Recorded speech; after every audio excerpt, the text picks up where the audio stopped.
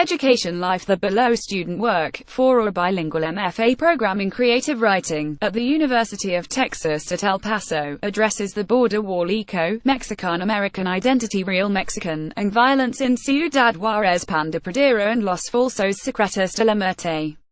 Related article. Finding a voice, via a bilingual MFA, in writing and in life, Jorge Manzanilla, of the Yucatan Peninsula, Mexico, class of December 2018, credit Margarita Mejia B. Jorge Manzanilla habla desde el eco toda apparition mi padre hablar en el meroy despierta a todos los migrants mutasc no tienen lugar en el descanso eterno. Mi padre se asoma por la ventana y mira su infancia extendida al olvido. La eternidad está en el env de los ojos.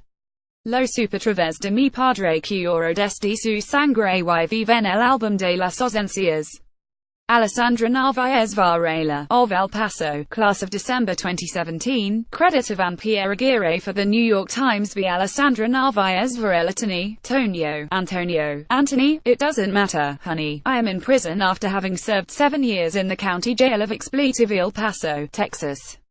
I gave an interview to a chick journalist, Carla or some expletive, sitting there with a notepad, iPhone, and pretty legs. This was the kind of girl I hooked up with when I was Tony Jr., a cholo jock, ladies man, man's man, living like a expletive in Anthony, Texas. But that's besides the point. Besides my mom CVA a moldicip grosero, moldigabian coming from the kitchen where aprons de los buenos hide in her plastic cabinets. Dad slurps coffee, smokes his Marlboro Lights, chews chiclets, cusses right expletive us and sings songs. No one sings no more that mole you have cielito lindo next to your mouth.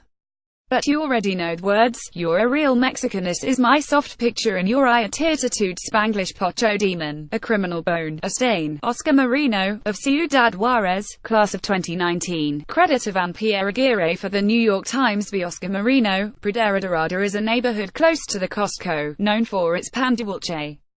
I heard they even franchised it in one of the neighborhoods of Juarez. They had some legendary pan de dulce there. When I used to visit friends who lived in Pradera during my 1-month stint in Catholic confirmation at Nuestra Señora de la Paz, I'd always try to pass in front of that bakery. It smelled like sugar, cinnamon, chocolate and coffee. And once you tried the bread, it lived up to the promise of its smell. But with me going away to El Paso for school and arriving pretty late at night, there wasn't any time for it. Add to that the little Scarfaces and the mess we call streets here, and driving 30 minutes for some donuts and biscuits just seems like an exaggeration. But Abril didn't care about any of that, so she became my delivery girl. I was sitting on the table at home, not doing anything, just enjoying the quiet of the night. We were isolated enough from the rest of the city to not really hear it coming through our window.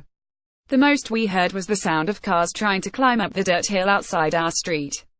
But there were no cars, just me and the buzz of the refrigerator. Abril came through the spring door with a bag and threw it on the table. I plopped it open at full speed, trying to make sure the staples that shut it wouldn't end up stabbing into the breads. I dug in and pulled out an igloo, a conker, however you'd prefer to call it. Abril took a chair and sat next to me. She reached for the remote on the table and turned on the little TV VCR Emerson set up in the cabinet since we were kids. It was set on the Canal 44 News and Armando Cabada was talking. He was mentioning something about another murder, the 7th of the night. Back then, Juarez averaged 8 murders a day. It was in the Ejército Nacional, under the bridge where Abril passes to go to work and back.